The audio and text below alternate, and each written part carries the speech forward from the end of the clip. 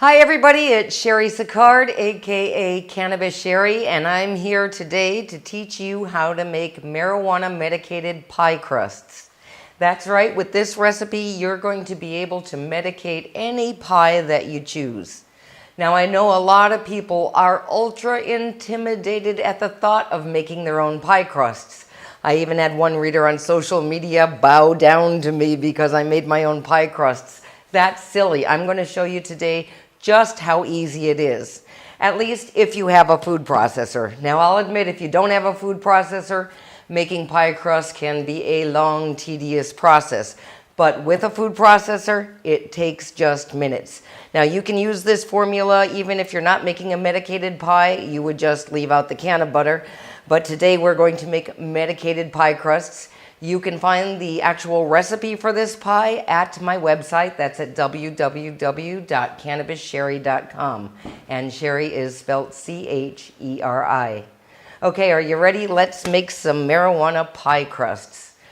First off, we're going to start with 3 cups of all-purpose flour, and we just dump that right into the food processor, along with a tablespoon of sugar and a teaspoon of salt. Now, pie crusts are primarily flour and fat. So I have actually 3 kind of fats today, technically 2, butter and shortening. But we have regular butter mixed with cannabis-infused butter and also some vegetable shortening. Now, why the different kind of fats? That's going to give you a flaky pie crust that also has a good flavor, and that's why I'm mixing all of these. Now, I'm using quite a lot of can of butter today because I'm going to eat these pies myself and I have a high tolerance. And I'm also making some for a friend that deals with chronic pain, and he has a high tolerance as well. But the amount of can of butter to butter that you're going to use is probably going to be different than what I'm going to use. So I urge you to take my free dosing class at www.canatomy.com to learn how to adjust recipes for your individual needs. So we've got the very cold butter and can of butter. You always want your fats to be very cold, so I've chilled these. We're going to put that in the food processor along with the shortening, and I've also chilled the shortening so that it's cold as well.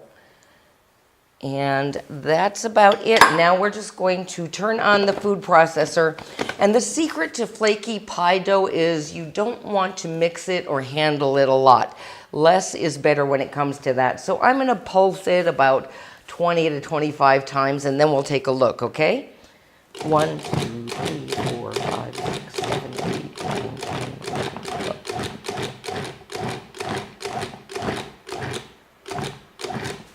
And one more for good measure, and let's take a look in that food processor. What you're going to see is that it's going to have some coarse crumbs. There's still going to be chunks of butter in there. That's okay. That's what we're looking for right now. That actually looks perfect. It may not look like much to you, but that's looking really good.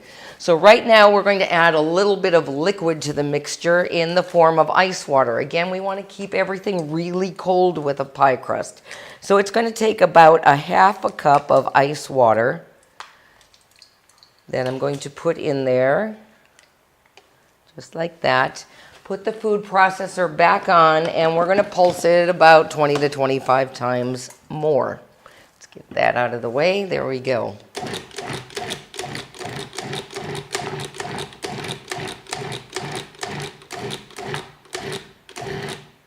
And one more for good measure. Okay. And let's get this ice water off of my board there. We're not going to want that.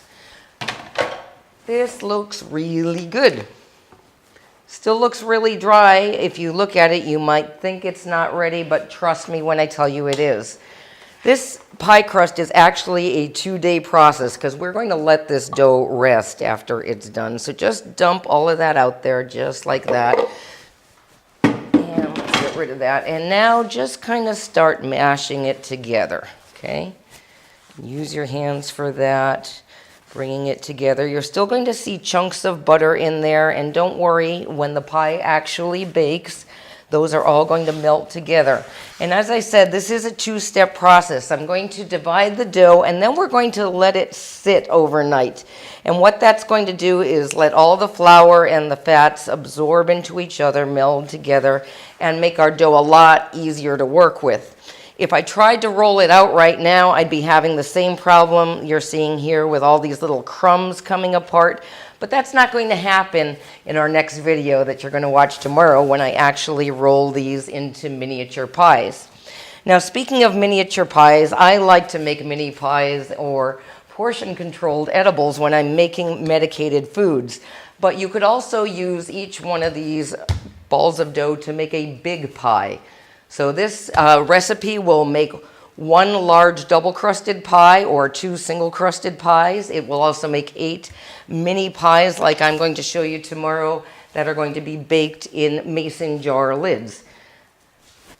And it will, okay.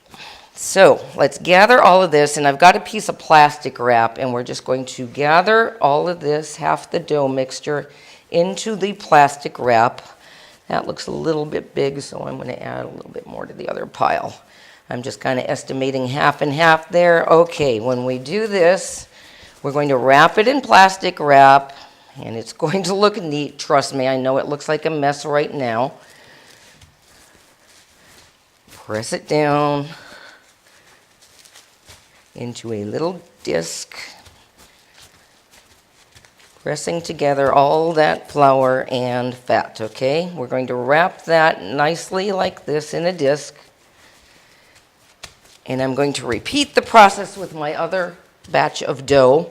And I'm going to put it in the refrigerator. And then tomorrow, come on back and I'm going to show you how to roll out these doughs into delicious and cute little mini medicated pies. So that's all for today. I'll see you tomorrow. Do that with your other batch of dough, wrap it up, chill it in the fridge. See you tomorrow. Eat your weed.